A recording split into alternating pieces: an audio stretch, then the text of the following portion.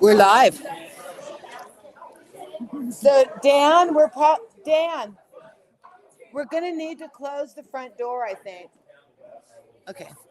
So hi everybody. I'm Trish Triumpho Sullivan, and I'm here from Downtown Book and Sound. I'm a proprietor of Downtown Book and Sound, and we're gonna go live with Enid Baxter Ryce, the author of Ancient Spells and Incantations. Let's take a quick look at her book here. If I can hold it up properly. There we go. Oh, and of course it's backwards on the screen. Bummer. Oh well. But we're going to go live with her and have a little chat and see what inspired her, and maybe have a little quick demo from her artwork, because she's kind of a Renaissance woman. She does a lot of cool things, and she does them very, very well. So let me put this up so we can see both of us, and we'll get started in just a moment. Gotta go back and look and see how the thumbnail looks.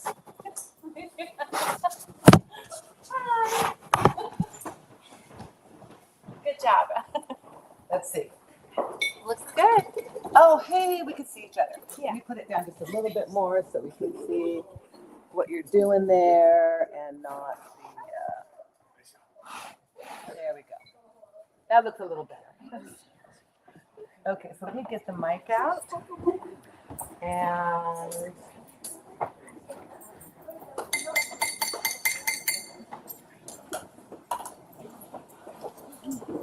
Turn it on. It's on there. This isn't on. is that like a on? It's stuck in the thing.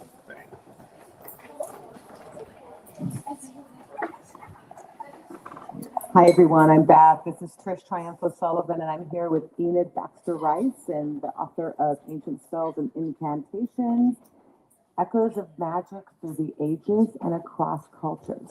And Enid is here tonight to talk about her book, maybe do a little short reading. We're going to talk with her just for a couple minutes, and then she's going to do a little demo of her art. So Enid, welcome. Thank you. Thank you for having me. I'm so excited to be here. I love Downtown Book and Sound. Come check it out.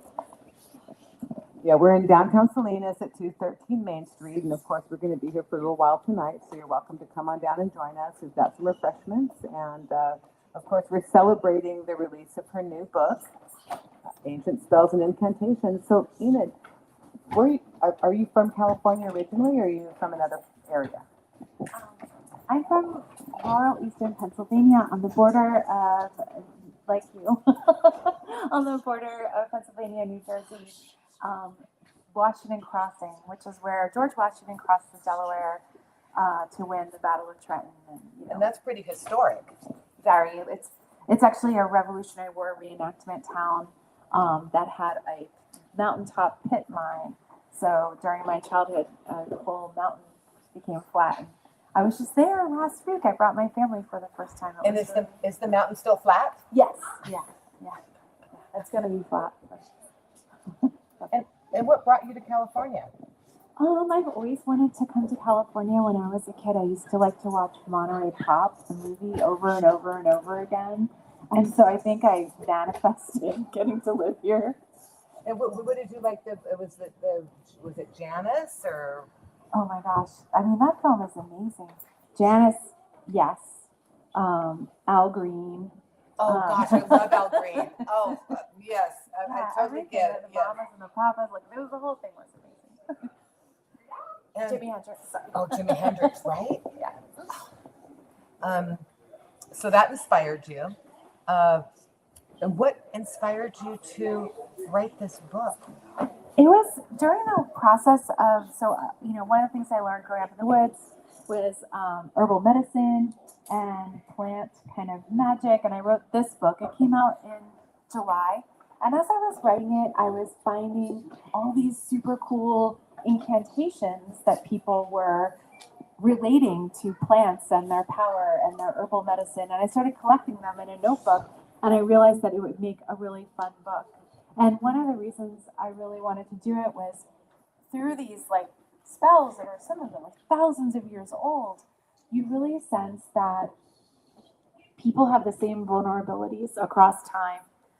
everybody wants love, everybody wants protection and health.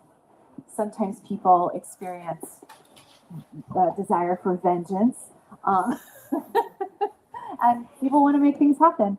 And the language of some of these, it made me feel connected to a core humanity across time and across the world that felt very important, especially over the last couple of years. So, yeah. That's good. That's awesome. So, I'm going to ask you another question here. So, what particularly made you start thinking about spells themselves? Like, was there something in your past that like inspired you as well? So it's been written. I see on the internet quite a bit that that I am descended from 3 Salem witches, and I did do a lot of research about that. And I did grow up, a lot of these traditions. Sorry. No, it's okay. I just don't want you to get on your shirt. A lot of these traditions are, indigenous traditions that once Messianic faiths like Christianity and Muslimism didn't want to share space with those systems. Those traditions went underground. And we're talking about the ancient world and the medieval world, which was very much a global world where people didn't have hard separations between magic, cooking, health, all these transformative processes that happen in ways that we don't understand. And so some of the spells also really function like mnemonic devices, like the 9-word spell, which is when I redid the translation probably 10 times, because as I was doing it, reading, when you're translating, you read different versions and other translations too. And I was learning, I realized like, oh, this is a rhyming spell to help a nurse or a, healer remember like a pretty complex poultice that you need to put on a wound that has 9 plants, right? And so once you sort of catch those intentions too, it's very interesting. So I love words and I love poetry, and spells are a lot like poetry. You see everyday words in orders you don't expect, and it changes how you feel about the world. And I'm a big fan of recognizing that the stories we tell ourselves and the things that we say have a profound impact on how we perceive the world and how the world perceives us. Words are powerful, is what you're saying, right? Words have power. So you've written these. You've written another book. You've written actually four books. I have 4 books. So let's talk about your other ones really quick. Can you quickly say something about your Fort Ord book? Yeah. So over from starting about 2009 to 2019, I spent 10 years with my students documenting the military base Fort Ord, which was decommissioned, the largest decommissioned military base in the American West. We went inside every abandoned building. It's the size of San Francisco, and photographed thousands of murals that had been painted by enlisted soldiers. And that project became a couple of museum exhibitions and a partnership with the Library of Congress. This book has some of the greatest hits, amazing abandoned buildingscapes, and then I matched historic photos so you can see what happened in those spots before. At the time, when the base was active. And so I just really wanted to honor that history. 1.1 million people trained at Fort Ord. And my dad trained there. Yeah, so did my World War II. father. My father-in-law did Really? too. Yeah. Oh, that's awesome. Yeah. So it's an amazing history of that place. Yeah. For me, moving here, I'm sorry. For me, moving here was really powerful because of that connection with my dad, because he passed away when I was 12. So I didn't get the chance to have as much time as some people get to have with their dads. And so being close to Fort Ord and being able to explore it and think, hey, my dad was here. Yeah. It's kind of cool. Yeah, keeps you close to him. And then this is a book of tarot cards. It's in I think it's the only bilingual tarot card book. I created it with my friend Luis Camara, and I was asked to be in a museum exhibition called the Mexicali Biennial, which I was also helping to curate. And I decided that instead of I really just want to make stuff that people can have in their house and hold in their hands. So I thought, okay, instead of more paintings, I'm going to make cards. and read them at the opening. And it was the most fun I ever had at an art opening. So that's that book. And then I talked about the plant book already. So Magic at Home. which Trish carries at her store. We Everyone have all these books and more. and more. And so So would you be willing to do a short reading from your book and a quick little demo? yeah, okay, I'm gonna put this back on the stand, and I'm gonna move the.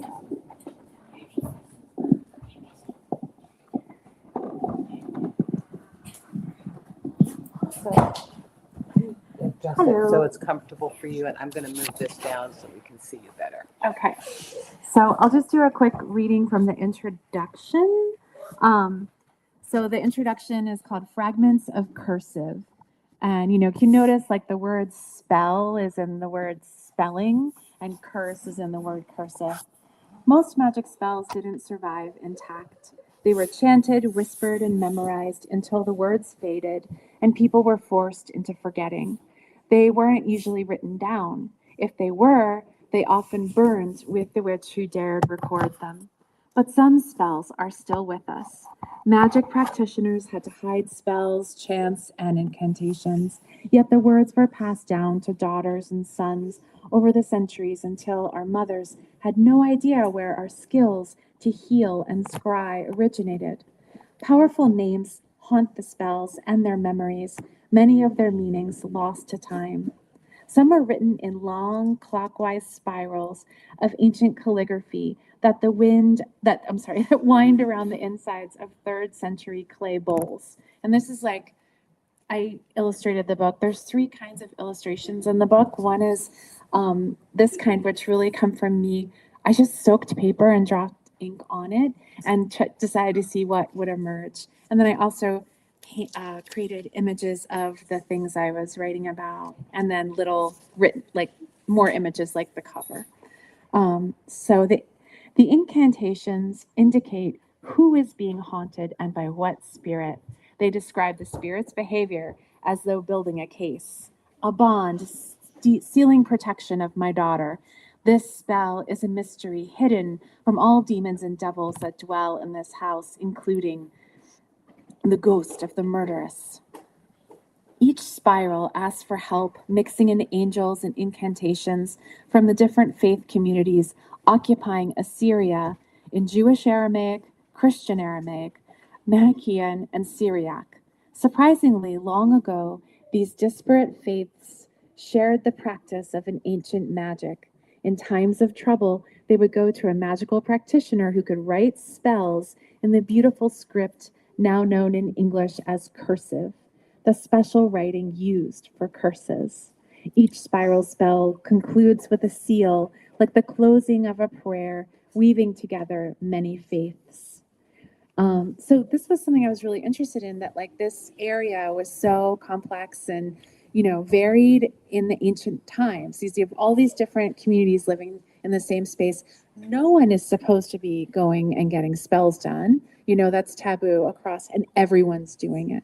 And so the scribes, they'd go to the same guy and he would sort of code switch. So if it was a Jewish customer, at the end he'd say, in the name of Abraham, and at the end of the spell. So the spell winds around the bowl and they take it and put this over the spirit, trap the spirit in. And if it's a Muslim customer, like a little bit later on in time, they would say in the name of, Allah. And if it's a Christian customer, it'd be in the name of our Lord. So it was very, I thought that was funny and hopeful, that maybe it's our taboos that unite us. So one of the things I've been showing, and I'm about to make one of these for my bestie Katie, is I'm making these little spell cards. So to make this book cover, this has the words ancient spells and incantations written into the roots, and then I made like trees coming up. And so making anyone who is here tonight, you can tell me what you want to have and what color and what paper. And the way that I do it is I paint it first in water, and then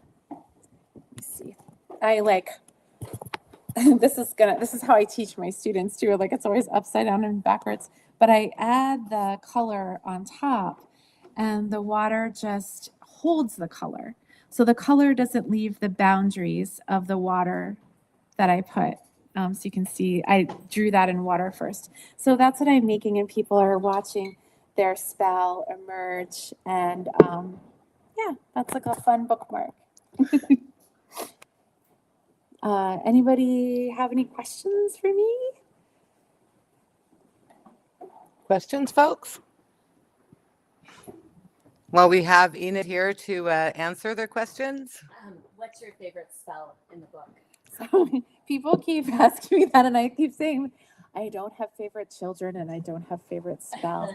But today I was thinking a lot about the Witch's Ladder and what a neat spell that is. And I was just talking with one of my students about how that one really resembles prayer, almost like you're making your own rosary and meditating on something that you want to create.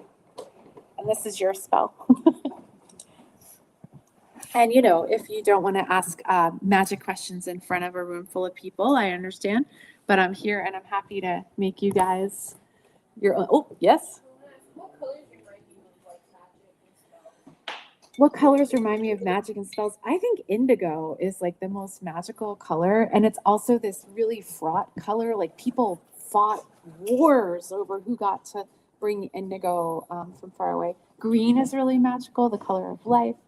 Red, okay, all the colors. I'm just gonna say red actions, and something that I do with my kids to help them relax is like imagine colors and breathe them in. And so we breathe them in, almost like matching chakras, right? Like so, like this is blue and this is violet. And if you just breathe in, imagine you're breathing the color, and it always makes them go to sleep. Yeah. That's a good secret. Yeah, it helps. It's just a way to like calm down, you know. Yes. So you talked about how your research into past books and literature led you to these spells and incantations. Do you know of any contemporary people who are continuing to make new spells and incantations? Yeah, I've been meeting all these. So it's been really awesome working with Red Will Wiser Books, which published this. And they have this incredible network of magic podcasters. And so I've been on all these incredible podcasts with people who are really like, this is their contemporary. They are word witches and they create incantations and build on that history. And there's a lot of different, I didn't know this before I started working, like writing this, but there are, you know, kitchen witches who are building spells, and there are green witches who are doing like herbalism, and yeah, it's awesome. Like what a great way to explore the beautiful world. Yeah, amazing. Other questions, folks? I have a question. Yeah. What was the most unexpected or surprising lesson or little piece of wisdom that you came across as you were writing your book? Okay, so what surprised me most was how petty ancient Roman spell tablets are. Like you read them and they're like, you know, he is mine, and I don't want anyone else to marry him, especially not Jacina. She is, and then it just goes on, right? And then it wraps up. So, you know, just seeing that was like, I was like, wow, like that was petty and cold. Yeah, exactly. Well, that's the thing that's so funny. It's like, oh yeah, but We're still human. yeah, we're still human, and that was the big thing that I loved about this process. There are really amazing incantations that are Inuit from, you know, up north, that are about love, and they're like almost like steamy. So those were also really surprising and inspiring. So I'm going to say thank you, everybody. I know, like, I've been teaching a long time, so I can do the awkward silence to make people ask questions, but I don't think we're going to because it's Friday. So thank you so much for coming. Thank you. Thank you, Trish. Thank you, Dana. Thank you guys for having me. You guys are the best. And a big thank you to Enid Baxter Ryce, who joined us tonight on a night. She probably would have wanted to do something else with her family, but she's here for her fans and her friends. I'm So- always here. I love coming here. This is the best. Well, we love you too, Enid. Yeah, my So whole family's here. let's see. Can we just do a say Yeah. goodbye, everyone? And anyone who buys a book from us online or on bookshop.org or any other place and is watching this, I'll make you a we'll make sure there's something special for you. So Yeah. send an email to downtownbookandsound@gmail.com or just come to our website and say something, or on Facebook or on YouTube. You can make a comment. Anyway, we hope to see you all again soon. Thank you, Enid. Thank you. Yay. Bye. We're going to go offline. Thank you, everyone, for being here. And I'm back to say, come to Downtown Book and Sound in downtown Salinas and read a lot of books. Listen to music, read books, enjoy life.